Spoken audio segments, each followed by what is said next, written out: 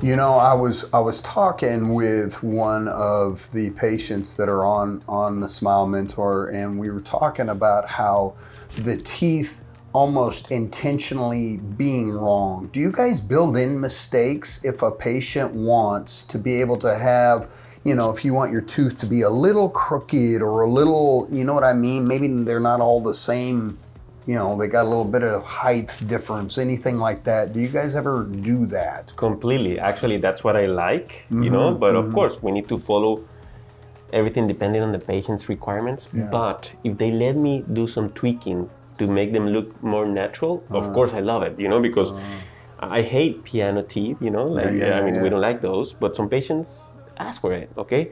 So if they let us do some tweaking, remember, nature is not completely even. That's right. I mean, if you see the rivers and everything is like different, okay? So that's what we're looking sometimes in some patients. For example, if we need to match, if they have the natural dentition in the lower arch, for example, like your case. So we try to mimic some things of your nature, of your lower arch. And we do, for example, the lateral incisors, we twist them a little bit, then we do some crack lines. I mean, there's a lot of things that we can do. I love it. But that's very specific, Some patients like it, others don't, so it depends.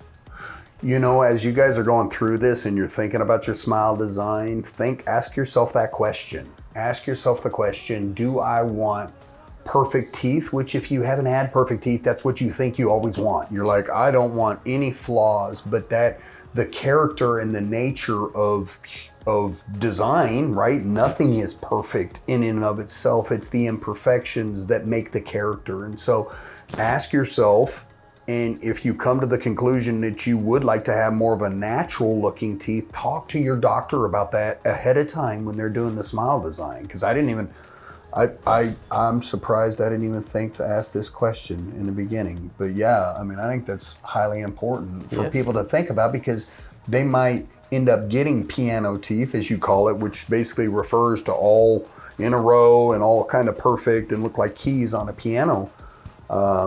And so if you, while you're doing this, really think through that process on what you want, and let them be an artist. The good ones, right? The good ones, like you said, you love to be able to do that. So let them tweak and play. And so that's a good point.